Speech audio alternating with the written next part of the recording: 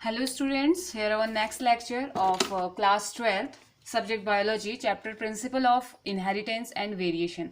तो last lecture में हमने mutation, sex determination in honey bee वगैरह म्यूटेशन हमने कंप्लीट कर लिया था। Gene mutation and chromosomal mutation की हमने बात करी थी और उसे हमने कंप्लीट कर लिया था।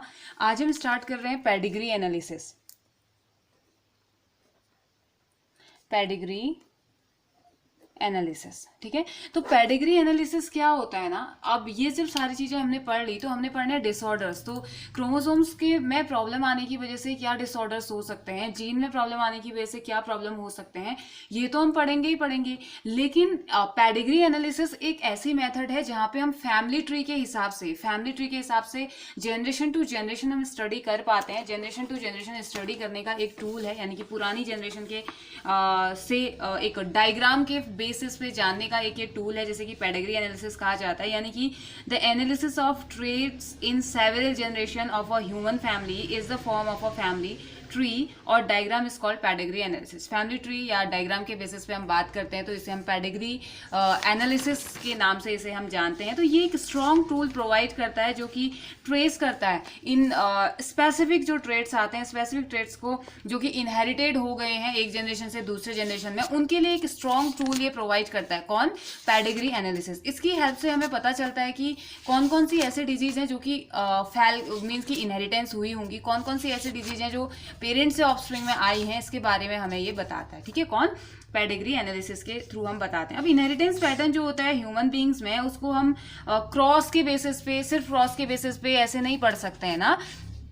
तो उसमें हमें पेडिग्री एक ऑर्गेनिज्म का अलग अलग अब क्यों नहीं पढ़ सकते हैं, इसका रीजन ये है कि क्योंकि प्रोजेनी जो होती है वो बहुत स्मॉल नंबर में प्रोड्यूस होती है, मतलब कि कभी कभी एक, और बहुत लंबा टाइम लगाती है। जैसे ह्यूमन बीइंग की अगर हम बात करें तो 9 मंथ का टाइम वो लगाएगी और फिर जनरेशन काफी लंबी उसकी चलेगी, मतलब कि वो बहुत लंबे टाइम तक जिंदा रहेगा और कंट्रोल प्रोसेस हम परफॉर्म कर ही नहीं सकते ना इसमें। तो इसलिए जो अब देखिए पेडिग्री में ना सिंबल्स क्या क्या यूज किए जाते हैं। पेडिग्री में जो सिंबल है मेल के लिए ये इस बॉक्स का यूज किया जाता है, ठीक है। अगर आपको ये दिख रहा है इट मीन्स कि यहाँ पे मेल की बात हो रही है।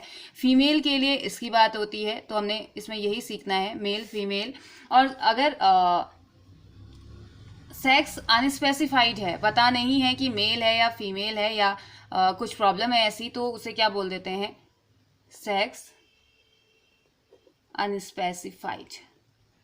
ओके, और साथ ही साथ ये बॉक्स है लेकिन पूरा कंप्लीट इस तरीके से फिल है, तो ये और ये है, ये भी पूरा इस तरीके से फिल है। पेडिग्री के जो डायग्राम है उसकी हम बात कर रहे हैं, और अगर ये इस तरीके से ये भी फिल किया गया है तो इट मीन्स अफेक्टेड इंडिविजुअल, यानी कि ऐसे ये भी अफेक्टेड इंडिविजुअल, ये भी अफेक्टेड इंडिविजुअल, ये भी अफेक्टेड इंडिविजुअल। इट मीन्स कि ऐसा इंडिविजुअल जिसको कोई प्रॉब्लम है, जिसमें क्रोमोसोम में या जीन में कोई प्रॉब्लम है जो कि ये इनहेरिटेड करने वाला है आगे, तो इसे क्या कह दिया जाता है? Affected individual.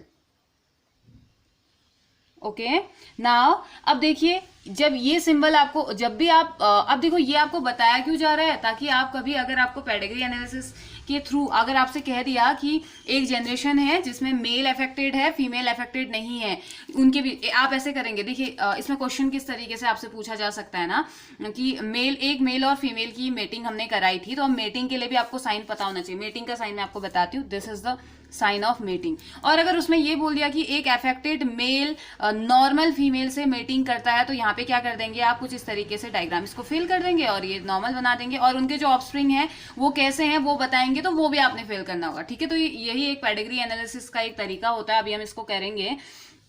और अगर आपको कुछ इस तरीके से मिले, हाफ फिल है, हाफ नहीं है, it means heterozygous male, heterozygous male, और होमोजाइगस और हेट्रोजाइगस तो आप समझते हैं, आई नो। और दिस वन अगर ये भी ऐसे ही हाफ है तो ये क्या हो जाएगी? Heterozygous female. Okay, next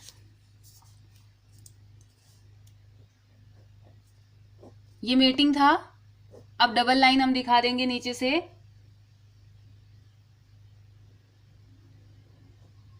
mating between relatives, उनसे रिलेटेड जो हैं उनके बीच में जब मेटिंग करवाई जाती है तो मेटिंग बिटवीन रिलेटिव्स हम उसे कह देते हैं। ठीक है, ओके। Now next one. अब देखिए आपसे क्वेश्चन पूछा जाएगा कि दो पेरेंट्स थे, उनके ऑफस्प्रिंग हुए नॉर्मल, नॉर्मल पेरेंट्स थे, नॉर्मल पेरेंट्स के नॉर्मल बच्चे हुए, तो आप उसको कैसे दिखाएंगे? दो पेरेंट्स हैं मीन्स कि एक मेल होगा एक फीमेल होगा, इनके बीच में मेटिंग होगी तभी ऑफस्प्रिंग होंगे। इनके ऑफस्प्रिंग है एक आपसे कहा गया कि एक मेल और फीमेल, एक नॉर्मल मेल और एक नॉर्मल फीमेल की मेटिंग कराई गई, और उनके जो ऑफस्प्रिंग थे एक मेल ऑफस्प्रिंग था एक फीमेल ऑफस्प्रिंग था और दोनों ही नॉर्मल थे। तो कैसे दिखाएंगे? This is female, this is male. तो ये होता है तरीका, आप शो करने का तरीका हमको ये दिखाया गया है। तो parents above and children below, ये पेरेंट्स है ये चिल्ड्रंस है। ओके, इसमें कंफ्यूज बिल्कुल नहीं होना है। फिर आपसे कहा गया कि एक नॉर्मल मेल और नॉर्मल फीमेल की मेटिंग कराई गई, तो उनका जो ऑफस्प्रिंग था वो मेल तो था लेकिन क्या था? अफेक्टेड मेल था। तो आप उसको कुछ ऐसे दिखा देंगे। ओके, ये क्या हो गया? Parents with male child affected with disease. यहां पे क्या लिख देंगे? Parents with male child with affected with disease। Okay, और जब ये वाला सिंबल आपको नजर आए, ये आपसे कहा गया कि शो कीजिए, this symbol indicate this one and this one. Dizygous twin, twins के लिए दिखाएंगे डाइजाइगस ट्विन्स। नेक्स्ट, फिर ऐसे ही डायग्राम बनाइए।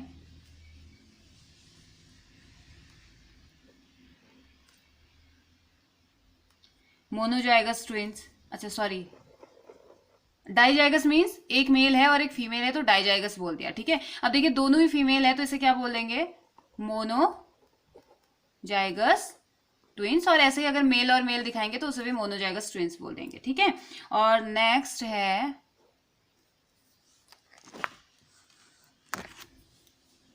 This one 5। अगर ऐसे दिखा रहा है तो इट मीन्स 5 unaffected offsprings। तो पेडिग्री एनालिसिस एक ऐसा ट्रेट है, या पेडिग्री एनालिसिस की जब हम बात करते हैं तो ये एक ऐसा केस है जिसमें आप इतने सारी चीज़ों से सिंबलाइज उसे करते हैं। तो जो प्रिंसिपल गवर्न किया गया है हेरिडिटी में जैसे प्लांट्स और एनिमल के बीच में, ये अप्लाई किया गया ह्यूमन बींग्स में भी इसे अप्लाई किया गया। और ये बहुत ज़्यादा कॉम्प्लेक्स माना गया क्योंकि ह्यूमन ट्रेट जो होते हैं उसको हम कंट्रोल नहीं कर सकते हैं एक सिंगल पेयर, मतलब कि पेडिग्री की हमें ज़रूरत क्यों पड़ी इसकी हम बात कर रहे हैं, एक सिंगल पेयर से हम नहीं उसे कंट्रोल कर सकते हैं। और मिक्स एंसीस्ट्री होती है। मिक्स एंसीस्ट्री मीन्स कि मदर का कहीं और से कनेक्शन होता है, फादर का कहीं और से कनेक्शन, मतलब कि मदर की फैमिली कुछ और फादर की फैमिली कुछ और, फिर उनके मदर फादर की फैमिली कुछ और। तो ये कुछ जो है ये कॉम्प्लेक्स प्रोसेस यहाँ पे हो जाती है। और एक पर्सन सिर्फ 3 या 4 जनरेशन को देख सकता है ना, उससे ज़्यादा तो देख नहीं सकता अपनी लाइफ टाइम में। और जो जनरेशन टाइम है वो बहुत लंबा होता है, 20 ईयर से भी ज़्यादा, इस 50-60 मतलब 20 ईयर 30 ईयर से ज़्यादा जनरेशन, मतलब एक जनरेशन में जो होते हैं मीन्स कि अगर 20 ईयर के आसपास ऑफस्प्रिंग उनके पैदा हो रहे हैं तो फिर नेक्स्ट आफ्टर 20 अगर 30-40 ऐसे हो रहे हैं तो क्या होता है? बहुत लंबा टाइम, बहुत लंबा गैप हो जाता है दो जनरेशन्स के बीच में। और क्रोमोसोमल नंबर ज़्यादा हैं, ऑब्वियस सी बात है। 46 नंबर हमारे हैं क्रोमोसोम के, तो हर एक क्रोमोसोम की आप स्टडी करने बैठेंगे तो फिर बहुत लंबा ये जाता है। तो इसीलिए यहाँ पे को human can not be subjected to the condition of genetic experiments, मतलब कि ह्यूमन एक सब्जेक्ट माना ही नहीं जाता है कि आप जेनेटिक एक्सपेरिमेंट इस पर कर सको, क्योंकि एक तो आप पूरा स्टडी उस पर कर नहीं पाओगे, आपको खुद की लाइफ भी लंबी चाहिए, साथ ही साथ उसकी लाइफ छोटी चाहिए जिसपे आप स्टडी कर रहे हो, ताकि आप जल्दी जल्दी मीन्स कि उसकी जनरेशन आगे बढ़ते रहे। जैसे ड्रोसोफिला पे किया था ना मॉर्गन ने हमने ड्रोसोफिला पे इसलिए किया था क्योंकि उसकी लाइफ साइकिल थी सिर्फ 1 हफ्ते की, 1 हफ्ते में वो, और क्रोमोसोम नंबर कम, तो वो इजीली उनको उनके जो भी कैरेक्टरिस्टिक्स थे पूरी लाइफ साइकिल को, क्योंकि उसकी वो ऐसा नहीं है कि वो बीच में ही उसकी डेथ हो गई, उसकी लाइफ स्पैन ही 1 हफ्ते की है, 7 दिन की लाइफ स्पैन है, तो उन 7 दिनों में वो जो जो करता है, जैसी उसकी लाइफ साइकिल होती है वो पूरा पढ़ लेगा। अगर हम ह्यूमन की एवरेज एज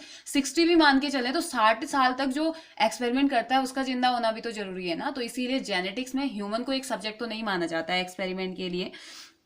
और जैसे कि कंट्रोल मेटिंग के लिए, स्टैंडर्डाइज इन्वायरमेंट के लिए ह्यूमन को एक सब्जेक्ट के फॉर्म में नहीं लिया जाता है। तो जो पेडिग्री एनालिसिस है उसका मतलब क्या है, अगर हम इन और जो प्रॉब्लम्स की हमने बात करी, प्रॉब्लम जो हमने डिस्कस करे, इनकी अगर हम बात करें तो जो जेनेटिक्स है ना वो डिपेंड होती है पेडिग्री एनालिसिस पे। पेडिग्री एनालिसिस में तब फैमिली ट्री की हम बात करते हैं, उनके सिंबल्स की हम इसमें बात करते हैं, तो फैमिली रिकॉर्ड इसमें मिलता है हमें कौन कौन सा। देखो अगर मैं कहूँ कि ये नॉर्मल पेरेंट्स के नॉर्मल बच्चे थे तो हम कुछ इस तरीके से इंडिकेट करेंगे, इतना ज्यादा हमें लिखने की जरूरत नहीं पड़ेगी। लेकिन नॉर्मल पेरेंट्स का अफेक्टेड चाइल्ड था और वो मेल था तो कुछ ऐसे आप दिखाएंगे, या आपको यहाँ पे ना ये डायग्राम दे दिया जाएगा, कहा जाएगा कि बताइए क्या सिंबलाइज ये कर रहा है। तो एक नॉर्मल मेल और नॉर्मल फीमेल की मीटिंग जब करवाई गई तो उनका एक बेबी बॉय, यानी कि जो चाइल्ड था वो बेबी बॉय था और वो क्या था, अफेक्टेड था किसी डिजीज से, तो आप इसे ऐसे इंडिकेट करेंगे, मीन्स कि आपको सिंबल्स याद होने चाहिए।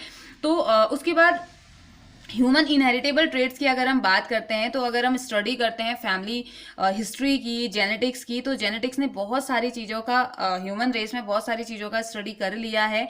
ये इंक्लूड करते हैं आई कलर को, स्किन कलर को, हेयर कलर को, हेयर के फॉर्म को, लेंथ, लिम्स की लेंथ को, hand limbs and four limbs, हाथ और पैर की जो उंगलियां होती हैं हमारी, शेप ऑफ हैंड और फिंगर की लेंथ कितनी है, फेशियल फीचर्स कैसे हैं, और इन सभी फिजिकल ट्रेड्स के साथ साथ ये एक पर्सनैलिटी ट्रेड्स और नेटिव इंटेलिजेंस को भी एडेप्ट हमने किया है इनहेरिटेंस में, ये भी इसकी भी स्टडी की गई है। तो बहुत सारे कन्फर्मिटीज और जो डिजीज हैं, डिफॉर्मिटीज जो आती हैं या जो डिजीजेज जो आती हैं, इनके बारे में बात कर रहा है। जैसे कि एक्स्ट्रा फिंगर वाला केस भी होता है ना, कभी कभी किसी की छोटी सी 6th फिंगर भी निकली होती है तो उसे पॉलीडेक्टाइल कहते हैं। जॉइंट फिंगर किसी की जुड़ी हुई कुछ इस तरीके से रहती है, उसे सिंडेक्टाइल बोला जाता है। और एबनॉर्मली शॉर्ट फिंगर, बहुत छोटी छोटी शॉर्ट फिंगर होती हैं। डोमिनेंट ट्रेट की हमने बात कर ली, मतलब ब्लाइंडनेस, बर्थ से ही जो ब्लाइंडनेस होती है, डीफनेस जो होती है, इन सब की हमने बात करी। तो मतलब कहने का मतलब ये है कि अगर आपसे पेडिग्री एनालिसिस का एग्जाम्पल पूछा जाए तो आप हीमोफीलिया दे सकते हैं,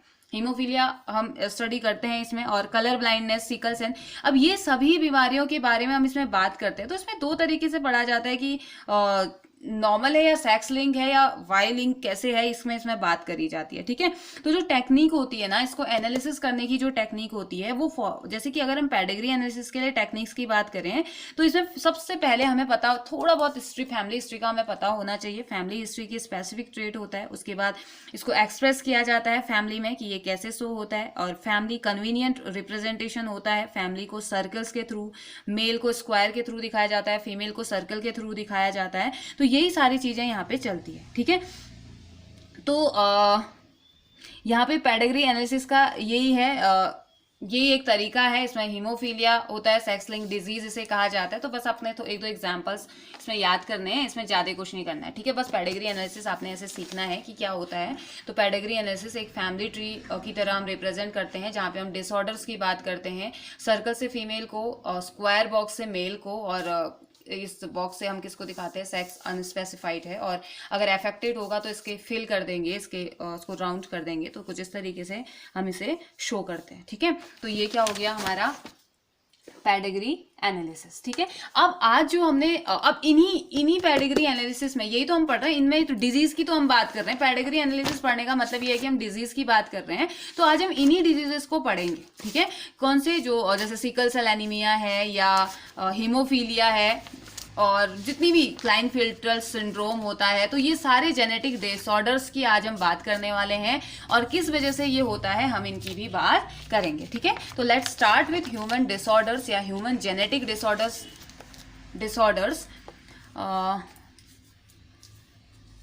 तो जेनेटिक डिसऑर्डर्स की बात करते हैं। इसमें सबसे पहले बात करते हैं ना मेंडेलियन डिसऑर्डर्स। मैं आपको थोड़ा सा समझा देती हूँ।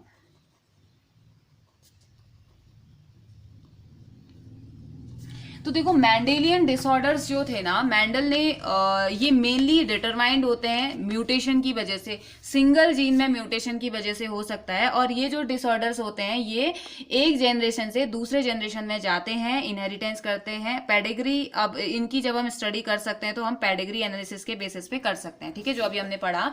तो मेंडेलियन डिसऑर्डर्स ऐसे डिसऑर्डर्स जिसमें कि हम बात करते हैं म्यूटेशन, सिंगल जीन में म्यूटेशन की वजह से होने वाले ये जो प्रॉब्लम होते हैं उन्हें हम मेंडेलियन डिसऑर्डर्स बोलते हैं। और इनको हम कैसे दिखाते हैं, जो एक जनरेशन से दूसरे जनरेशन में जाते हैं, इसीलिए इनको मेंडेलियन कहा गया, क्योंकि मेंडल ने यही बोला था एक जनरेशन से दूसरे जनरेशन में कैरेक्टर का ट्रांसफर होता है, यही तो बोला था ना मेंडल ने। तो उसी बेसिस पे इसको हम रेसेसिव या डोमिनेंट के बेसिस पे हम इसे बता सकते हैं। तो फर्स्ट जो होता है उसे बोलते हैं हम ऑटोसोमल डोमिनेंट। आपको अभी इतना ही याद करना है बेटा, ऑटोसोमल डोमिनेंट है तो मींस की कौन सी डिजीज है आपने याद करना है, ठीक है। हंटिंगसन डिजीज नाम की एक बीमारी होती है जिसे हम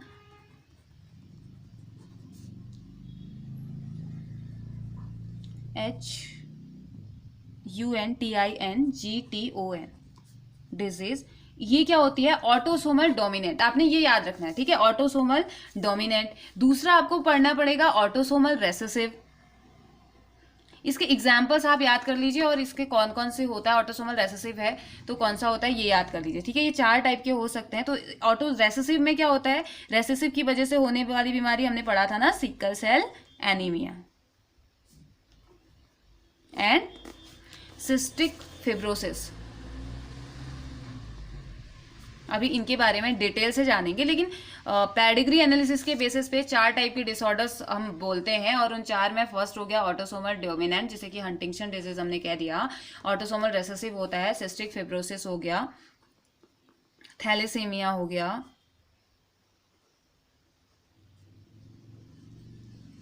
एक्सेट्रा। ओके, थर्ड आता है sex linked dominant. Sex linked dominant, इसमें इसका एग्जाम्पल है डिफेक्टिव टूथ एनिमल, दांत का जो एनिमल होता है उसमें डिफेक्ट आ जाता है इस वजह से। और नेक्स्ट जो फोर्थ होता है वो है sex link recessive. Sex link recessive,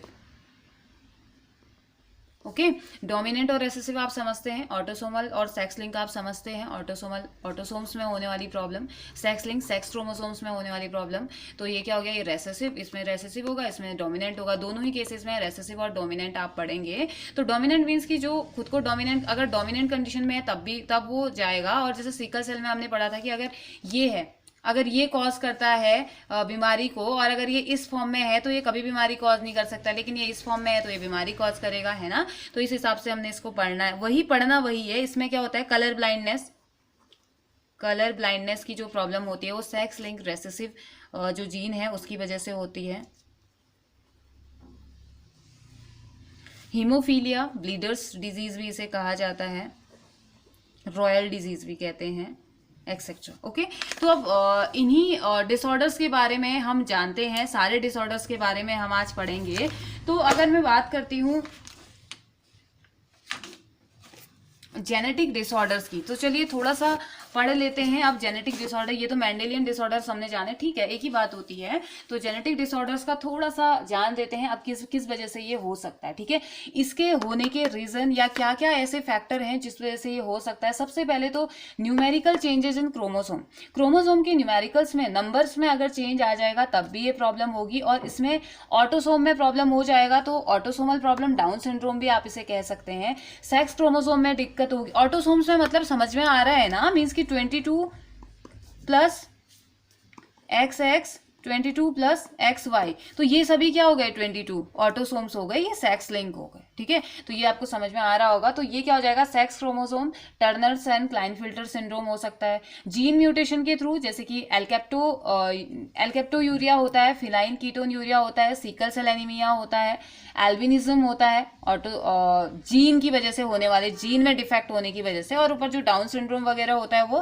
chromosome में प्रॉब्लम होती है। सेक्स क्रोमोसोम की वजह से जो प्रॉब्लम होती है या सेक्स क्रोमोसोम्स में जो प्रॉब्लम होती है हीमोफीलिया और रेड ग्रीन कलर ब्लाइंडनेस यानी कि कलर ब्लाइंडनेस जिसे हम कहते हैं, night blindness, muscular dystrophy, incompatibility of gene के इनकम्पैटिबिलिटी से जो प्रॉब्लम होती है, RH फैक्टर हमने 11th में बहुत अच्छे से RH फैक्टर को डिस्क्राइब किया है, राइट। तो RH फैक्टर और ब्लड ग्रुप की यहाँ पे हम बात करते हैं। तो अगर हम स्टार्ट करें न्यूमेरिकल चेंजेस से तो कोई प्रॉब्लम तो नहीं होगी ना। न्यूमेरिकल एबनॉर्मेलिटीज इन क्रोमोसोम्स, ऑटोसोम से हम स्टार्ट करते हैं, ठीक है। न्यूमेरिकल जेनेटिक डिसऑर्डर पढ़ रहे हैं, जेनेटिक डिसऑर्डर में हम पढ़ रहे हैं न्यूमेरिकल एबनॉर्मेलिटीज, उसमें ये वाली डिजीजेस भी सब आ जाएंगी, ओके। एबनॉर्मेलिटीज इन ऑटोसोम्स, ओके। तो सबसे पहले पढ़ते हैं हम इसमें डाउन सिंड्रोम। डाउन सिंड्रोम्स होता क्या है, इसे क्या कहा जाता है, मंगोलियन इडियोसी भी इसे कहा जाता है और मंगोलिज्म भी इसे कहा जाता है। इसकी जो डिस्कवरी हुई थी ना वो 1866 में पता चला था। एक डाउन नाम के एक साइंटिस्ट थे, उन्होंने इसको बताया था, ठीक है। जॉन लैंडन एच डाउन उनका नाम था। 1828 से लेकर 1896 तक इनका काम है। 1866 में इन्होंने बताया था, इन्होंने सबसे पहले रिपोर्ट किया था 1866 में।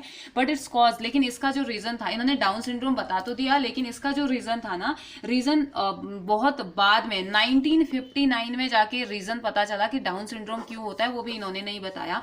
दूसरे अब 1866 से इतना थोड़ी ना जिंदा रहेंगे, 1866 में इन्होंने फाइंड कर दिया था, तो मतलब बर्थ तो इनका 1828 का है ना, तो ये इनकी तो डेथ हो गई थी। उसके बाद दूसरे लिंजिन और कोवर्कर्स थे, उन्होंने फाइंड किया कि डाउन सिंड्रोम का रीजन क्या है, ठीक है, या कॉज क्या है। तो हम सारी चीजें पढ़ेंगे यहाँ पे। हमने जैसे जो सिम्टम होते हैं ना, डाउन सिंड्रोम के जो सिम्टम्स होते हैं वो क्या होते हैं, ये कैरेक्टराइज किया जाता है राउंडेड फेस, बहुत बड़ा सा राउंड फेस इसमें डाउन सिंड्रोम वाले का होता है। बहुत ब्रॉड फॉरहेड होता है, माथा बहुत ही चौड़ा होता है और आईलिड फोल्ड टाइप की होती है, मंगोलियन टाइप इनकी होती है। और नेसल ब्रिज बिल्कुल फ्लैट, परमानेंटली ओपन, हमेशा इनका मुंह खुला का खुला ही रहता है। और लोअर लिप नीचे की तरफ और टंग कुछ बाहर को निकली हुई, कुछ इस तरीके से मंगोलियन दिखाता है। और बहुत ही छोटी सी गर्दन, नेक बहुत छोटी, हाथ बिल्कुल फ्लैट और स्टैप्डेड बिल्कुल फिंगर, कुछ इस तरीके से। अगर मैं आपको डायग्राम, ये कुछ इस तरीके से डाउन सिंड्रोम हमें दिखाई, डाउन सिंड्रोम वाला जो अफेक्टेड जो होगा वो कुछ इस तरीके से दिखाई देता है। फेशियल फीचर्स देखिए किस तरीके के इसके हैं, तो ये कुछ इस तरीके का ये दिखाई देता है, ठीक है। तो अब यहाँ पे जो ये तो इसके सिम्टम हो गए कि ये हो सकता है। अब देखो जो विक्टिम होता है, यानी कि जिसको ये बीमारी है, वो क्या है, इंटेलिजेंस तो इसकी होती नहीं है, बहुत कम, मतलब कि मेंटली रिटार्ड तो नहीं कहूंगी लेकिन बुद्धू टाइप के नहीं होते, जो बुद्धू भी नहीं कह सकते, एवरेज बिल्कुल, मतलब जिनको कुछ समझ में नहीं आता है, तो उस टाइप के ये होते हैं। और साथ ही साथ इनमें, अब ये इनमें ऐसा क्यों होता है, क्योंकि ब्रेन प्रॉपरली डेवलप इनका नहीं होता है। Malfunctioning of brain, due to the malfunctioning of the brain the victim has little intelligence, बहुत कम इंटेलिजेंस इसकी होती है। हार्ट एंड अदर ऑर्गन में भी डिफॉर्मिटीज आती हैं, हार्ट और बाकी के ऑर्गन्स भी इसके अच्छे से काम नहीं करते हैं। और जो गोनैड होते हैं, जो जेनेटिलिया होता है, वो अंडर डेवलप, वो भी अच्छे से डेवलप नहीं होते हैं। और कुछ विक्टिम जो होते हैं मैच्योरिटी आने तक सर्वाइव कर सकते हैं, बाकी किसी की वो ऐसे ही डेथ हो जाती है, ठीक है। तो normal children is about equal, means कि नॉर्मल चिल्ड्रन के कंपेयर में, या जब जैसे मैच्योरिटी उनमें आती है, मतलब 14-15 साल के आसपास इनकी डेथ हो जाती है। तो अब कॉज क्या है, सिम्टम्स तो हमने पढ़ लिए, कॉज इसका क्या है, क्यों होता है। डाउन सिंड्रोम एक एन्यूप्लॉइड ट्राइसोमिक डिजीज है। तो एन्यूप्लॉइड ट्राइसोमिक डिजीज होती है ये। अब ये एन्यूप्लॉइड कौन से नंबर के क्रोमोसोम में होती है, यहाँ पे होता क्या है, presence of extra chromosomal number 21, extra chromosome होता है। और वो एक्स्ट्रा क्रोमोसोम कौन से नंबर का होता है, क्रोमोसोम नंबर 21। यानी कि अगर 21 नंबर का क्रोमोसोम था तो एक और पेयर उसमें आ जा रहा है, मीन्स कि 21 को अगर मैं ए और बी से दिखा रही हूँ, एक ए से दिखा रही हूँ, तो वो क्या आ गया, एक और ए इसमें आ गया। तो इसका मतलब यहाँ पे क्या हो गया, एक्स्ट्रा क्रोमोसोमल नंबर आ जाता है और दोनों ही both the chromosome of the pair 21 pass into a single egg, एक ही एग में नॉन डिसजंक्शनिंग की वजह से, अलग नहीं हो पाने की वजह से ये क्या हो गए, अलग नहीं हो पाए और एक ही एग में ये चले गए, और इसमें क्या हो गया, जो 21 नंबर का जो क्रोमोसोम था oogenesis के टाइम पे मदर की ओवरी में ये चला गया, और ये एग क्या हो गया, दस the egg has 24 chromosome instead of 23, क्योंकि एग से ये गया, फीमेल से ये जाता है, तो नॉर्मली 23 क्रोमोसोम उससे जाने चाहिए, लेकिन 21 वाला नंबर का एक और बढ़ गया था, तो कितने चले गए, 24 चले गए। अब 24 चले गए तो दिक्कत तो होगी, जो ऑफस्प्रिंग है अब उसके पास टोटल 47 क्रोमोसोम हो जाएंगे।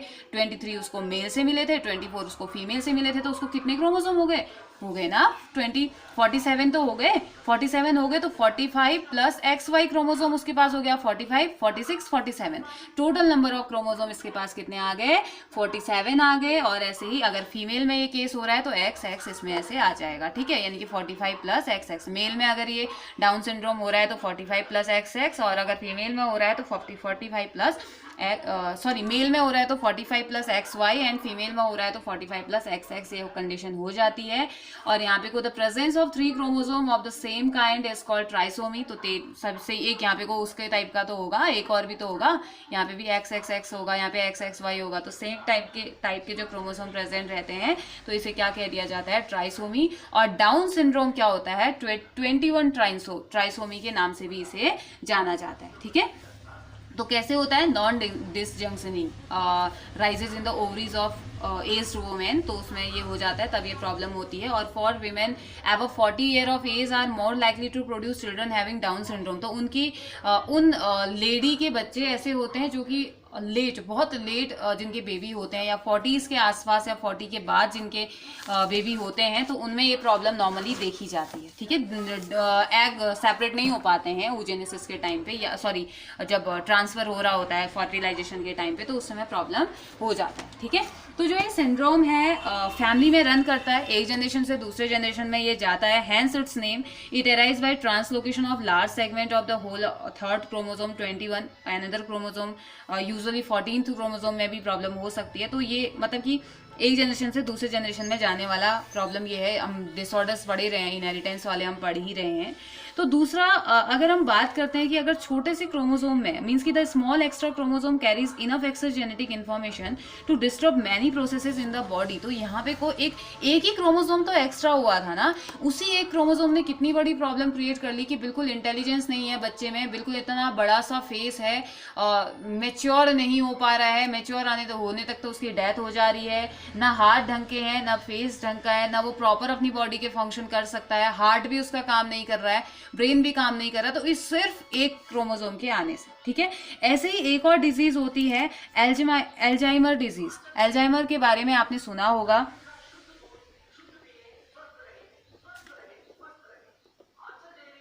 इट इज प्रोग्रेसिव मेंटल डिटार्टेशन इसमें होता है, जहाँ पे को मेमोरी लॉस हो जाती है। एल्जाइमर आई थिंक किसी मूवी में भी आपने देखा होगा, मुझे कुछ ऐसा याद आ रहा है, कोई मूवी थी जिसमें एल्जाइमर डिजीज के बारे में बताया गया था। तो इसमें क्या होता है, मेमोरी लॉस, इंसान बहुत जल्दी भूल जाता है, और जजमेंटल एबिलिटी तो बिल्कुल खत्म रहती है उसकी, होता ही नहीं है उसके पास। और जनरल इम्पेयरमेंट ये स्टार्ट होता है लेट मिडिल एज से, और रिजल्ट इसका जो मिलता है 5 से 10 साल में, मतलब कि बीच में कहीं 30-40 साल कुछ ऐसे ही होता होगा। और एल्जाइमर से जो पीड़ित जो इंसान होता है, जो पेशेंट होता है, उसकी 5 से 10 साल के अंदर उसकी डेथ हो जाती है। और ये होता कैसे है, प्रोटीन के एक्यूमुलेशन की वजह से, जो बीटा पेप्टाइड की जो चेन होती है उसमें एक्यूमुलेशन हो जाता है, उसमें प्रोटीन का एक्यूमुलेशन हो जाता है, उस वजह से ये प्रॉब्लम होती है। और in brain leading to degeneration of neurons, होता क्या है, ब्रेन में जो न्यूरॉन्स हमारे प्रेजेंट रहते हैं उनका डीजेनरेशन हो जाता है, और ये भी 21 नंबर के क्रोमोसोम्स की वजह से ही ये एबनॉर्मेलिटी होती है, ये डिजीज होती है, ये माना जाता है। ओके, तो हमने 2 डिजीज पढ़ ली, एक तो क्या, डाउन सिंड्रोम, दूसरा एल्जाइमर डिजीज। अब दूसरा हम पढ़ते हैं, ये न्यूमेरिकल एबनॉर्मेलिटीज इन ऑटोसोम में पढ़ा था। अब बात करते हैं सेक्स क्रोमोसोम में। अगर हम 46 नंबर के क्रोमोसोम की बात करें, या 45 और 46 नंबर के क्रोमोसोम की बात करें, 22 प्लस XX और 22 प्लस XY की अगर हम बात करें, पेयर्स की बात कर रही हूँ हम यहाँ पे, तो अगर इसकी अगर हम बात करें, या इसको 45 44 प्लस XX और 44 प्लस XY बोल देते हैं, तो 44 45 46 44 45 46। तो इनकी अब अभी तक हमने ये पढ़ा, अब हम इसकी बात करते हैं, सेक्स क्रोमोसोम्स की बात करते हैं। तो इनमें अगर प्रॉब्लम आ गई तो क्या होता है, ठीक है। तो देखो अल्टरनेशन तो होते ही है, नंबर ऑफ सेक्स क्रोमोसोम में अल्टरनेशन आएगा, ये ज़्यादा कॉमन है ऑटोसोम से ज़्यादा कॉमन ये है, इनसे होने वाली जो डिजीज है नॉन डिसजंक्शन हो जाता है oogenesis के टाइम पे, स्पर्मेटोजेनेसिस के टाइम पे। तो यहाँ पे को 2 टाइप के एग बन जाते हैं, हमने पहले भी पढ़ा था, XX एक बनेगा और एक O टाइप का भी बन जाता है ना। और ऐसे ही 2 टाइप के स्पर्म भी बन जाते हैं, XY और O वाला भी बन जाता है, मतलब कि एक XXO और एक XO या XYO, कुछ इस तरीके से ये बन जाता है। तो यहाँ पे प्रॉब्लम हो ही जाती है। फर्टिलाइजेशन, अब एबनॉर्मल गैमेट का नॉर्मल गैमेट से फर्टिलाइजेशन होगा तो क्या होगा, एक जेनेटिक डिसऑर्डर, ऑब्वियस सी बात है। एबनॉर्मल का एबनॉर्मल के साथ फर्टिलाइजेशन होगा तब भी एक प्रॉब्लम क्रिएट करना है उसने, नॉर्मल का एबनॉर्मल के साथ फर्टिलाइजेशन होगा या मेटिंग होगी तब भी उसने प्रॉब्लम क्रिएट करनी ही करनी है। तो अब इसकी वजह से कौन कौन सी डिजीज होती है, एक डिजीज आती है क्लाइनफिल्टर सिंड्रोम, क्लाइनफेल्टर्स सिंड्रोम। अब इसमें क्या होता है ना, ये होता है aneuploidy condition with 3 sex chromosome, यहाँ पे को XXXXY कुछ इस तरीके की कंडीशन, 3 मतलब कि सेक्स क्रोमोसोम। अब यहाँ 22 पेयर्स वाले से उसे कोई मतलब नहीं है, इसे 23rd पेयर वाले से मतलब है। तो या तो इस XX में प्रॉब्लम आ जाएगी या इस XY में प्रॉब्लम आ जाएगी, और ट्राइसोमी इसमें हो जाता है। ओके, तो अब क्या है, क्लाइनफिल्टर सिंड्रोम जो होता है वो XXY जीनोटाइप की वजह से होता है। ये जीनोटाइप में क्या हो जाता है ना, नॉन डिसजंक्शन जो एग है XX उससे ये जुड़ जाता है, तो एबनॉर्मल स्पर्म यहाँ पे बन जाता है। और नॉर्मली प्रॉब्लम किसकी है पता है, 47 नंबर के क्रोमोसोम हो क्या जाता है, नंबर ऑफ क्रोमोसोम बढ़ जाते हैं, ये हो जाते हैं 2n+1, यानी कि 47 नंबर क्रोमोसोम इसके हो जाते हैं। इंडिविजुअल है, कभी कभी आपसे क्वेश्चन पूछा जाता है कि क्लाइनफिल्टर सिंड्रोम जो है वो उसमें वो किसकी वजह से होता है, तो वो किसकी वजह से होता है, वो सेक्स क्रोमोसोम में आने वाले प्रॉब्लम्स की वजह से होता है या सेक्स क्रोमोसोम्स की वजह से होता है। और इसमें नंबर ऑफ क्रोमोसोम 47 हो जाते हैं, यानी कि एक क्रोमोसोम नंबर इसमें बढ़ जाता है। अब कैसे पता चलेगा कि क्लाइनफिल्टर सिंड्रोम है, उसके सिम्टम्स क्या क्या होंगे क्लाइनफिल्टर सिंड्रोम के। तो जो क्लाइनफिल्टर सिंड्रोम है ना, उसमें क्या होता है कि जो मेल होता है स्टेराइल होता है, स्टेराइल यानी कि आगे जाके रिप्रोडक्शन नहीं होने वाला है उसमें, उसके स्पर्म नहीं प्रोड्यूस होते हैं, और अगर स्पर्म प्रोड्यूस भी होते हैं तो इतने कैपेबल नहीं है कि फर्टिलाइजेशन कर सके, ठीक है। छोटा सा टेस्टिस, बहुत छोटे से टेस्टिस के साथ होते हैं, और यूजुअली अगर बॉडी की बात करें तो बड़े लंबे से पैर होते हैं और मोटा सा होता है, और बॉडी हेयर बिल्कुल स्प्रास टाइप के होते हैं, और बहुत सारे फीमेल कैरेक्टर के साथ ये होता है, ठीक है। तो XXY कंडीशन हमने पहले भी तो पढ़ी थी ना, mail with many female, abnormal mail with many female character, तो वही ये होता है। और विक्टिम नॉर्मली नॉर्मल इंटेलिजेंस इसकी होती है, और मेंटल डिफेक्ट कभी कभी इसमें देखने को मिलता है। और साथ ही साथ ये क्या होता है ना, 2000 बच्चों में एक बच्चा ऐसा होता है इस प्रॉब्लम के साथ, क्लाइनफिल्टर सिंड्रोम के साथ होता है। फिर ऐसे ही ये क्लाइनफिल्टर सिंड्रोम पढ़ा, आया ना समझ में। इसमें क्या होता है, हमारा जो क्लाइन सिंड्रोम होता है XXY जीनोटाइप की वजह से ये होता है। टोटल नंबर ऑफ क्रोमोसोम 47 इसमें हो जाते हैं। Abnormal mail with many female feature ये होता है। और दूसरा जो सिंड्रोम इसी की तरह हम पढ़ते हैं वो हम पढ़ते हैं टर्नर सिंड्रोम, ठीक है, टर्नर सिंड्रोम। अब ये जो नेम है ना बेटा, ये नेम साइंटिस्ट के बेसिस पे रखे गए हैं, ठीक है। क्लाइनफिल्टर भी एक साइंटिस्ट थे, और हेनरी एस टर्नर नाम के भी एक साइंटिस्ट थे, उन्होंने फाइंड किया तो फिर उनके नेम पे ये रख दिया। तो मतलब इसमें आपको ये पढ़ने का फायदा क्या हो रहा है ना, आपको साइंटिस्ट के नेम नहीं रखने पड़ रहे याद, क्योंकि उन्हीं के नेम से डिजीज दे दी गई है। बस आपको क्रोमोसोम नंबर याद रखना है, और किस वजह से ये हो रहा है या क्या प्रॉब्लम हो रही है, एनीप्लॉइडी हो रही है, पॉलीप्लॉइडी हो रही है या क्या हो रही है, आपको ये ध्यान में रखना है, बस हो गया, ठीक है। इससे ज्यादा आपको कुछ नहीं करना है। और क्या प्रॉब्लम इसकी वजह से होती है, जेनेटिक डिसऑर्डर है, हमें पता है एक जनरेशन से दूसरे जनरेशन में ये जाएगा ही जाएगा, ठीक है।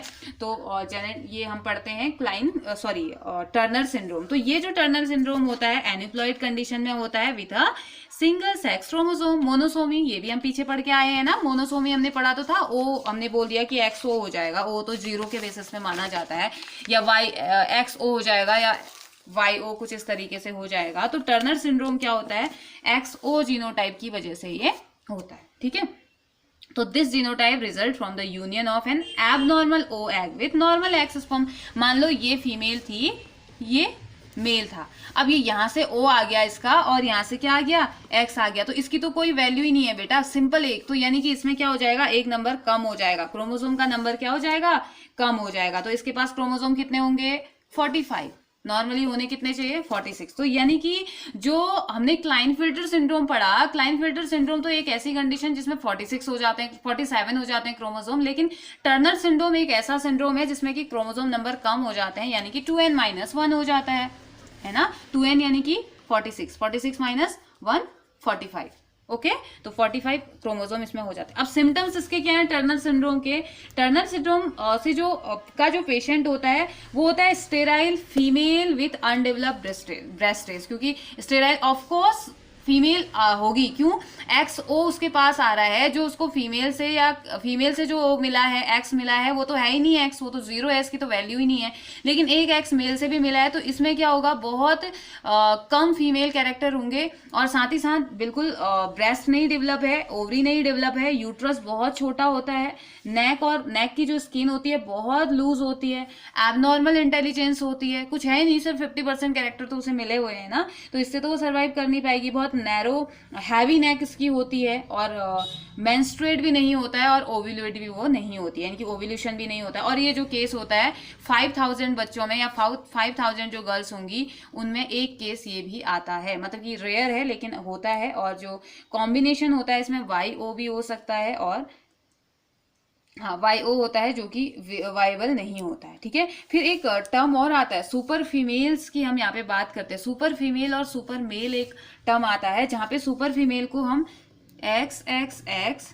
XXXX एंड XXXXX फाइन, तो कुछ इस तरीके से आता है। टोटल नंबर ऑफ क्रोमोसोम 47 हो सकते हैं, 48 हो सकते हैं, और 49 हो सकते हैं इस टाइप की फीमेल्स में, यानी कि ऐसी फीमेल्स, ऐसी एबनॉर्मल फीमेल्स हम कह सकते हैं इनको, जिनमें कि नंबर ऑफ क्रोमोसोम 47 होते हैं, 46 होते हैं, यहाँ पे 47 होगा ना, ये 45 है, 46 है, 47, 45, 46, 47, 48, 45, 46, 47, 48, 49, तो ऐसी फीमेल्स जिनमें क्रोमोसोम नंबर 47, 48, 49 हो सकते हैं। टोटल क्रोमोसोम और इस टाइप की जो फीमेल होती है एबनॉर्मल सेक्सुअल डेवलपमेंट और मेंटल रिटार्डेशन ये शो करती है, मेंटली रिटार्डेड होती है, और जो सिम्टम होते हैं बहुत ज़्यादा सेवरल हो जाते हैं अगर X नंबर का क्रोमोसोम इसमें बढ़ गया तो, ठीक है। और ऐसे सुपर मेल होता है, सुपर मेल XXY कंडीशन के साथ होता है, यूजुअली अनयूजुअल हाइट इनकी होती है, मेंटल रिटार्डेशन होता है, क्रिमिनल बेंट ऑफ माइंड होता है इनका, मतलब कि क्रिमिनल, हालांकि ऐसा नहीं कि सारे क्रिमिनल का यही होता है, लेकिन इसके साथ साथ क्रिमिनल बेंट ऑफ माइंड भी इनका होता है, दे आर एग्रेसिव होते हैं ना, पता ही नहीं चलता है इन्हें कि क्या कर रहे हैं, मतलब होता नहीं, पता नहीं चलता है गुस्से में इंसान की क्या कर रहा है, तो इनमें कुछ ज़्यादा ही वो होता है, कभी कभी अटैक भी कर देते हैं, बहुत ज़्यादा एग्रेसिव होते हैं, और ओवर प्रोड्यूस मेल हार्मोन, क्योंकि ज़्यादा है तो मेल हार्मोन को ज़्यादा प्रोड्यूस करते हैं, ठीक है। उसके बाद अब बात करते हैं जीन म्यूटेशन इन ऑटोसोम्स, ठीक है। अभी तक क्रोमोसोम म्यूटेशन की बात करी ना, जीन म्यूटेशन की वजह से होने वाले प्रॉब्लम,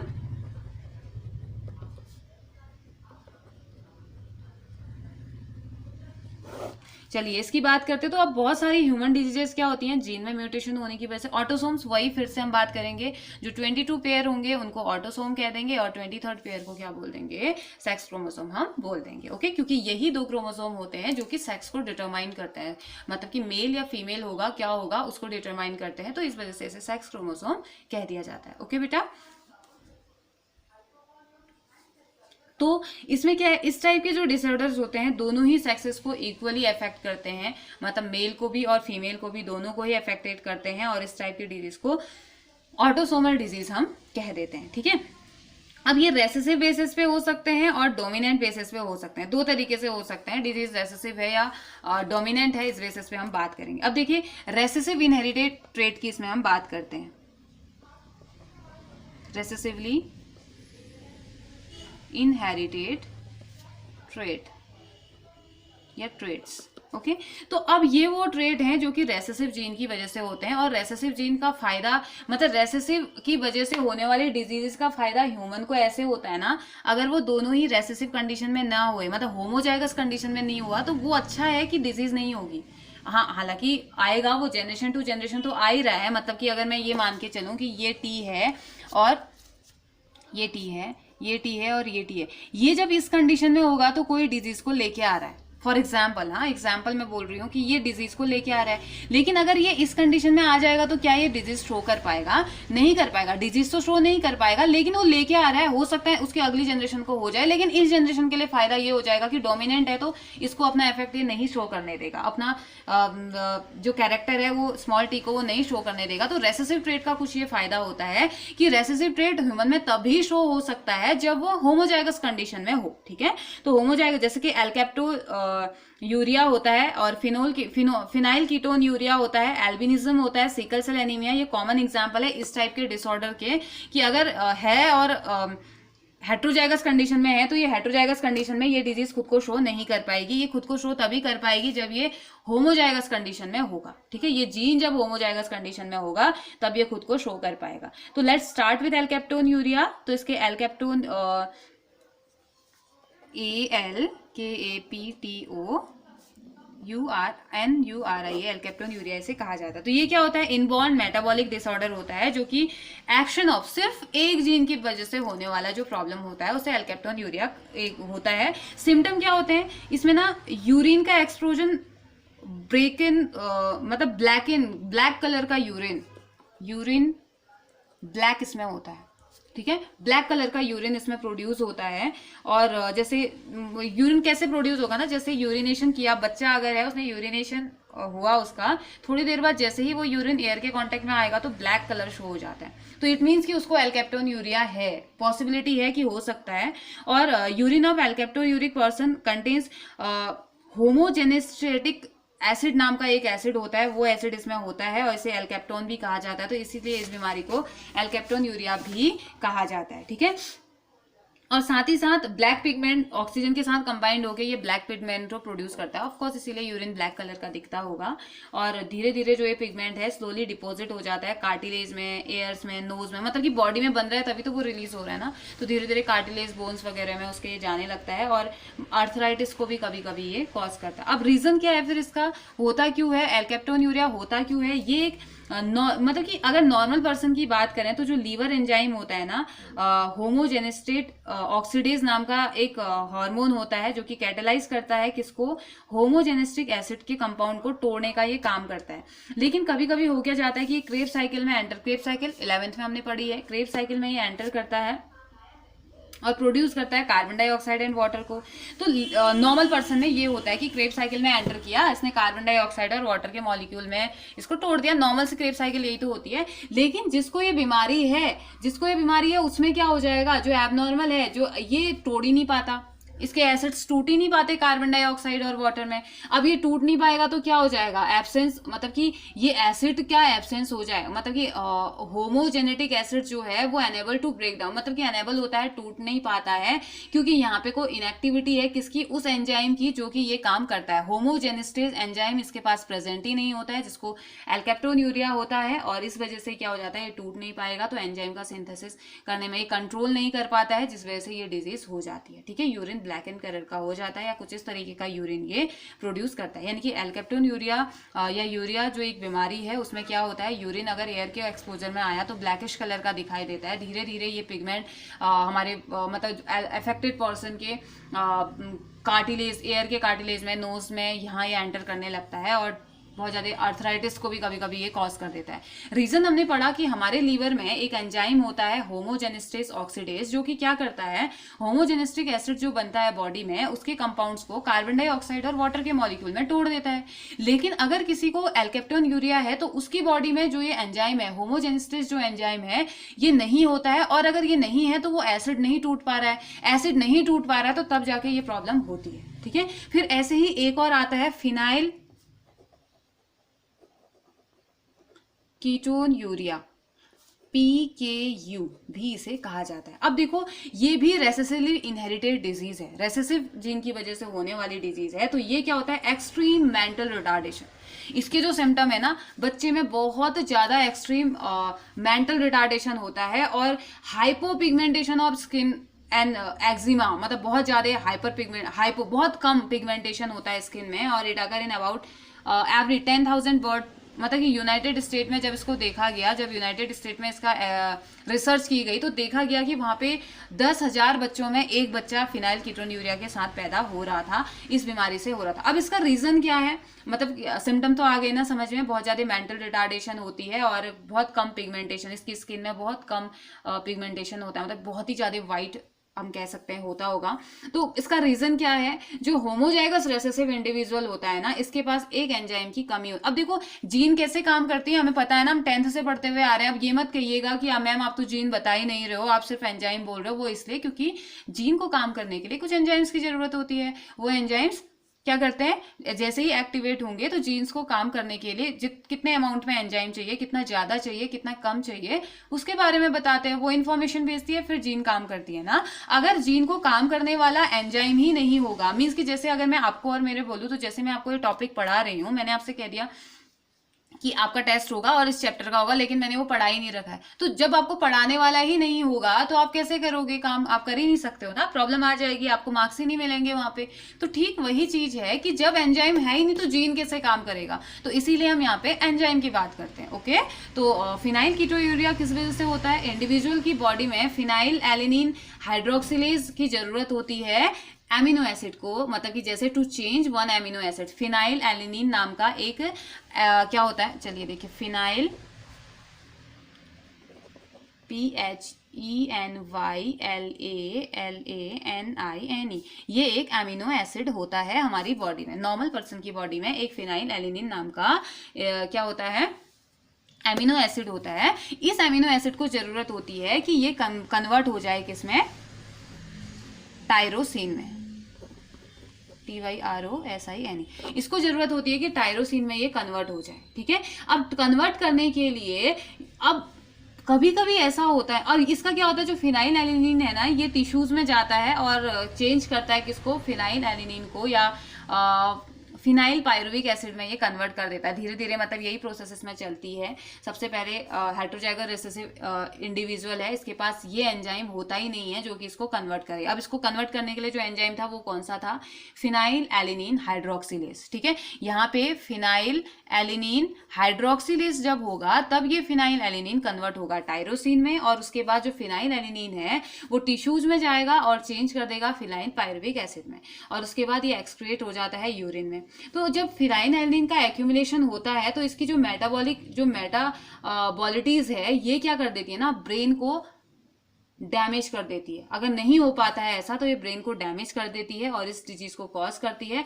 क्यों, क्योंकि ये एंजाइम है ही नहीं, ये टायरोसिन में कन्वर्ट ही नहीं कर, टायरोसिन आगे जाके काम करेगा नॉर्मली, लेकिन यहाँ पे यही काम करने लगता है तो प्रॉब्लम हो जाती है, डैमेज कर देता है ब्रेन को, और जिस वजह से डिजीज हो जाती है। और इस एंजाइम की कमी की वजह से एबनॉर्मल रेसेसिव जीन का फॉर्मेशन होता है और इंडिविजुअल नॉर्मल। तो और कभी कभी ऐसा होता है कि जो अब हेटेरोजाइगस इंडिविजुअल रेसेसिव है, मान लो कि ये कॉज कर रहा था डिजीज को, लेकिन ये आया इस फॉर्म में, तो ये होता तो अब मतलब कि जो बच्चा हुआ फिर इसका ये कुछ इस तरीके से हुआ, मतलब इसका आर मिला और मेल या फीमेल का कैपिटल आर था तो वो इसको मिला। हेटेरोजाइगस तो है लेकिन करियर जरूर होगा, करियर मींस नेक्स्ट जनरेशन में ले जाने की कैपेबिलिटी ये जरूर रखेगा, हालांकि इसमें सो नहीं होगा, लेकिन ये खुद नॉर्मल होते हुए भी दूसरे को कैरी करके दे सकता है। ठीक है, और जो अफेक्टेड जो बेबी होगा, जो बच्चा होगा, वो बर्थ के टाइम पे तो नॉर्मल होगा, लेकिन जैसे जैसे वो उसके हफ्ते, 1 हफ्ते 2 हफ्ते 3 हफ्ते का होगा ना, तो ये फिनाइल एलिनिन लेवल प्लाज्मा में बढ़ना स्टार्ट हो जाता है। कैसे बढ़ेगा, क्योंकि जो हाइड्रोक्सिलेज एंजाइम है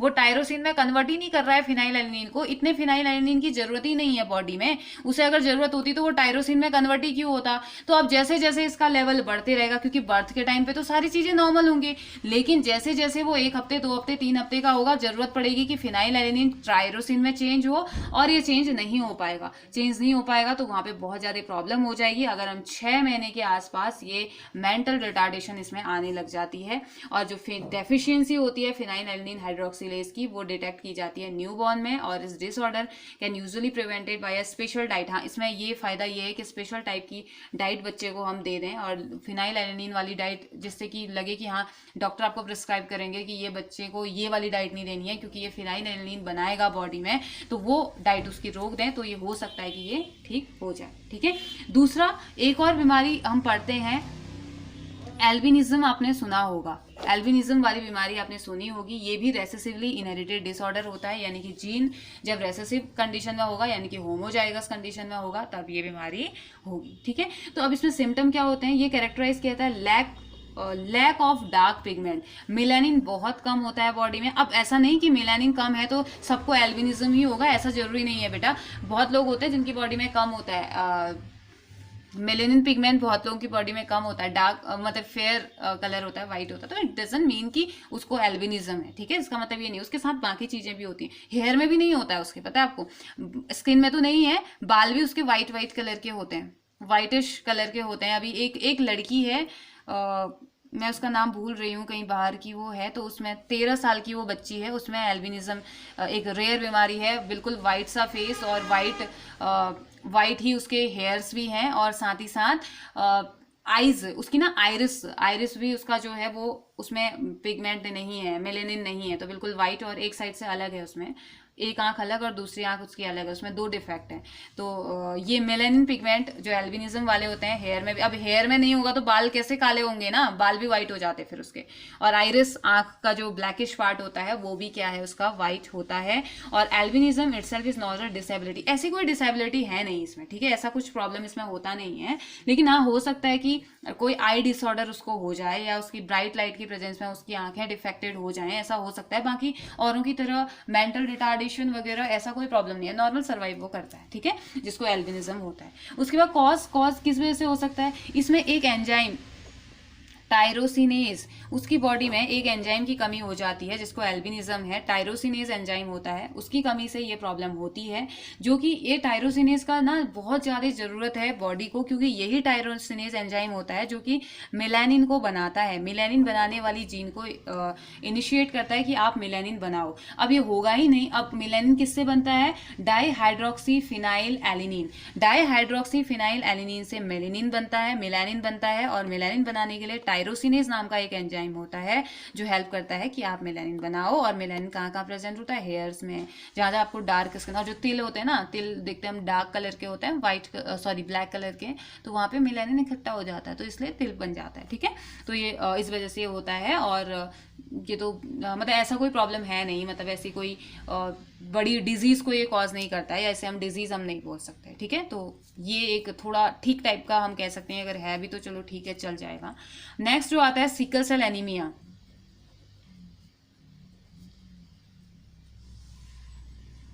सिकल सेल एनीमिया ये डिजीज होती है इनहेरिटेंस, जैसे कि हमने आगे भी इसको हमने पढ़ना है, या आगे के जो चैप्टर्स आएंगे उसमें भी इसमें पढ़ना है। तो इसका क्या है कि मेटाबॉलिक डिसऑर्डर जो होता है, इसमें क्या हो जाता है, जो रेड ब्लड सेल हैं उनका शेप कुछ ऐसा हो जाता है, कॉनकेव से कुछ इस तरीके का शेप इसमें हो जाता है सिकल सेल एनीमिया में। हमने पहले भी इसको पढ़ा है ना, सिकल सेल एनीमिया वाला। तो रेसेसिव ट्रेट होता है, 20 साल के आसपास तक जो बच्चा है वो सर्वाइव करता है, उसके बाद उसकी डेथ हो जाती है।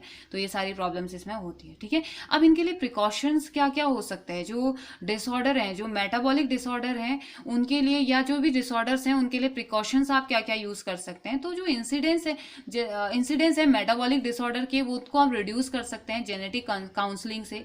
पेरेंट्स को कि जो सस्पेक्टेड कैरियर है, मतलब कि जब भी कोई भी पेरेंट्स चाहे कि वो आगे अपना ऑफस्प्रिंग चाहते हैं तो एक बार अपना टेस्टिंग करवा लें। अगर उन दोनों में से कोई भी एक कैरियर है कि कैरी कर सकता है डिजीज को, तो उस हिसाब से वो आगे उनका मीन्स कि उनकी मेडिसिन वगैरह जो भी होगी वो दी जाएगी। तो कुछ इस तरीके से कर सकते हैं। तो रेसेसिव भी हो सकता है, अगर रेसेसिव है तो फिर ज़्यादा प्रॉब्लम यहाँ पे को क्रिएट हो सकती है, ये मान के हम चल सकते हैं। और डोमिनेंटली इनहेरिटेड ट्रेट्स के लिए ये ऐसे होते हैं जो डोमिनेंट जीन की वजह से होते हैं। एक पेरेंट कैरी करके ला रहा है डिफेक्टिव जीन, और half of the children inherited it, आधे चिल्ड्रन तो ऐसे ही इनहेरिटेड हो जाएंगे अगर 2-3 बच्चे जितने भी हैं उनके।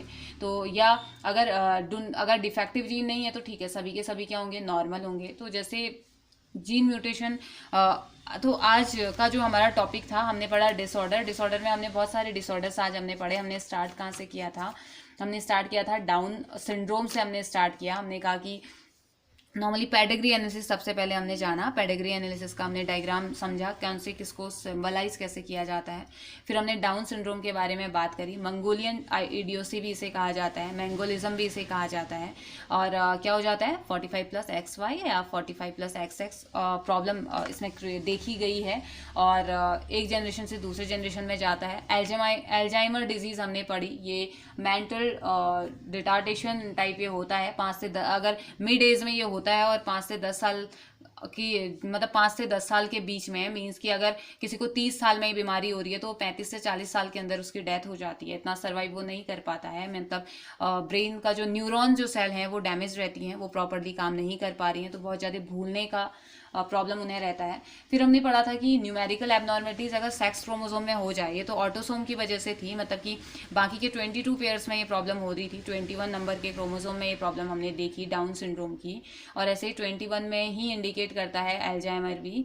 तो उसके बाद हमने पढ़ा था सेक्स क्रोमोसोम में, यानी कि 23 पेयर वाले में जो प्रॉब्लम हो रही है, यानी कि 45 और 46 वाले में जो प्रॉब्लम हो रही है वो एक्स मतलब कि एक्स एक्स की जगह एक्स ओ का बन जाना या एक्स वाई की जगह वाई ओ का बन जाना, ये प्रॉब्लम यहाँ पे क्रिएट कर रहा था, यानी कि एक्स एक्स वाई या एक्स एक्स ओ टाइप की प्रॉब्लम इससे हो रही थी। तो इससे हमने 2 टाइप का पढ़ा, एक तो क्लाइनफिल्टर सिंड्रोम, दूसरा हमने बात करी इसमें टर्नर सिंड्रोम की। ठीक है, हमने 2 टाइप के सिंड्रोम बात करी, क्लाइनफिल्टर और टर्नर सिंड्रोम, दोनों ही साइंटिस्ट के नेम पे हैं। तो क्लाइनफिल्टर सिंड्रोम में तो 47 हो जा रहे हैं क्रोमोसोम का नंबर, जबकि टर्नर सिंड्रोम में एक कम हो जा रहा है, क्योंकि एक्स ओ की वजह से हो रहा है, ओ को हम काउंट नहीं करते हैं, तो 45 क्रोमोसोम इसमें टोटल होते हैं, इन क्रोमोसोम्स की वजह से ये प्रॉब्लम होती है। ठीक है, तो हमने पढ़ लिया था, इनके सिम्टम्स वगैरह हमने पढ़ लिए थे, कैसे वो दिखते हैं, कैसे आप पता लगाएंगे, ये सारी चीज़ें हमने पढ़ ली थी। फिर एक टर्म हमने पढ़ा super female and super male. तो सुपर फीमेल एक ऐसी कंडीशन है जहाँ पे total number of chromosome female की बॉडी में 47 भी हो सकते हैं, 48 भी हो सकते हैं, 49 भी। जब 47 होगा तब भी सुपर फीमेल बोला जाएगा, एक्स एक्स एक्स हो जाएगा वहाँ पे। ठीक है, और 47 होगा तब 4 बार एक्स आ जाएगा, और 47 में 3 टाइम लास्ट क्रोमोसोम में एक्स आएगा, और 48 में 4 टाइम एंड 49 में 5 टाइम। तो टोटल नंबर ये एबनॉर्मलिटी शो करता है, बहुत ज़्यादा फीमेल हार्मोन को ये रिलीज करेगा, बहुत ज़्यादा several increasing number of x chromosome क्या करेंगे, ज़्यादा अमाउंट में हार्मोन्स को, फीमेल हार्मोन्स को रिलीज करते हैं। ऐसे सुपर फीमेल मेल की भी हमने बात करी, जहाँ पे एक्स वाई वाई कंडीशन हमने कहा कि ये कंडीशन होगी, क्योंकि वाई वाला क्रोमोसोम बढ़ जाता है, इसमें भी 47 हो जाता है। मेंटली रिटार्डेड ये होता है, अनयूजुअल हाइट इसकी होती है, क्रिमिनल बेंट ऑफ माइंड इसका इस मेल का होता है, बहुत ज़्यादा एग्रेसिव नेचर ये शो करता है। फिर हमने कहा कि ठीक है, हमने क्रोमोसोमल की तो बात करी, क्रोमोसोम्स के होने वाली प्रॉब्लम तो हमने बात करी, क्यों ना हम जीन के म्यूटेशन की भी बात करें। तो जीन म्यूटेशन में ऑटोसोम्स की जब हमने बात करी तो हमने कहा कि कुछ रेसेसिव इनहेरिटेड ट्रेट होते हैं, यानी कि वो तभी शो होंगे जब होमोजाइगस कंडीशन में होंगे। हेट्रोजाइगस कंडीशन में अगर नहीं है तो उस जनरेशन के लिए फायदा ये कि वो खुद को उसको वो बीमारी नहीं होगी, लेकिन पूरे के पूरे चांसेस हैं कि अगली जनरेशन में उसका जो हाफ है वो तो अफेक्टेड होगा ही होगा, हाफ जो बच्चे हैं वो तो अफेक्टेड होंगे ही होंगे, क्योंकि कहीं ना कहीं से कभी ना कभी एक बार तो वो रेसेसिव वाला जाएगा ही। तो अगर ना जाए तो अच्छा है, लेकिन किसी न किसी जनरेशन में जाके वो खुद को शो कर ही लेता है। ठीक है, तो इसके sickle cell anaemia, phenylketonuria, albinism इसके एग्जाम्पल हमने पढ़े। तो एल्केप्टोन्यूरिया एक ऐसी प्रॉब्लम थी जो कि एक ऐसी डिसऑर्डर के साथ बच्चा पैदा होता है जिसमें कि यूरिन उसका ब्लैक कलर का शो होता है, अगर एयर के कांटेक्ट में आ जाए तो फिर वही यूरिन जो ब्लैकिश कलर जो होता है वो उसके कार्टिलेज में एंटर करने लगता है, आर्थराइटिस हो जाता है, बहुत सारी प्रॉब्लम को कॉज करता है। और यहाँ पे ये इसलिए होता है क्योंकि एक होमोजेनेटिस एक एंजाइम, ऑक्सीडेज एक एंजाइम होता है हमारे लीवर में, जो कि इसको तोड़ता है, उस किसको, वो होमोजेनिस्टिक एसिड को जो हमारी बॉडी में ऑलरेडी प्रेजेंट रहता है उसे कार्बन डाइऑक्साइड और वाटर के मॉलिक्यूल में तोड़ देता है, लेकिन जो उसमें कोई प्रॉब्लम होती है उसमें ये एंजाइम काम नहीं करता है, तो वहाँ पे ये प्रॉब्लम उसे हो जाती है। फिनाइल कीटोन्यूरिया की हमने बात करी, जिसे हमने PKU कहा, ये एक रेसेसिवली इनहेरिटेड डिजीज है, इसमें भी यही प्रॉब्लम है। ये देखा गया कि 10,000 बच्चों में से एक बच्चा यूनाइटेड स्टेट में देखा गया कि इसको ये प्रॉब्लम होती है, और ये भी होमोजाइगस रेसेसिव इंडिविजुअल जिसमें कि एंजाइम फिनाइल एलिनिन हाइड्रोक्सिलेज की कमी होती है, जिसमें कि ये एंजाइम क्या करता है, फिनाइल एलिनिन को टायरोसिन में कन्वर्ट करता है, तो यहाँ पे नहीं हो पाता है। अब नहीं हो पाएगा तो क्या हो जाएगा, फिनाइल एलिनिन का अमाउंट ज़्यादा हो जाएगा, और फिनाइल एलिनिन का अमाउंट जब ज़्यादा हो जाता है तो उससे फिनाइल कीटोन्यूरिया हो जाता है। ठीक है, तो बहुत ही वीक होते जाता है बच्चा, और फिनाइल कीटोन्यूरिया प्लाज्मा मतलब इसमें प्लाज्मा में बढ़ने लगता है, 6 मंथ तक ये शो करने लगता है, मेंटली रिटार्डेशन बच्चा शो करने लगता है अगर ये प्रॉब्लम उसमें हो गई तो। उसके बाद एल्बिनिज्म हमने पढ़ी थी, ये भी रेसेसिवली इनहेरिटेड डिजीज है। सिम्टम्स इसके थे कि डार्क पिगमेंट, मेलेनिन होता ही नहीं है, ना हेयर में, ना आंखों में, ना फेस में, कहीं मेलेनिन इसके नहीं होता है। तो हालांकि ये ऐसी कोई प्रॉब्लम नहीं है, आगे जाके कोई प्रॉब्लम नहीं क्रिएट करता है, लेकिन मेलेनिन नहीं होगा, डार्क कलर कभी शो नहीं करेगा, फेयर स्किन ही इसकी रहेगी, फेयर वाइट हेयर ही इसके रहेंगे, ठीक है।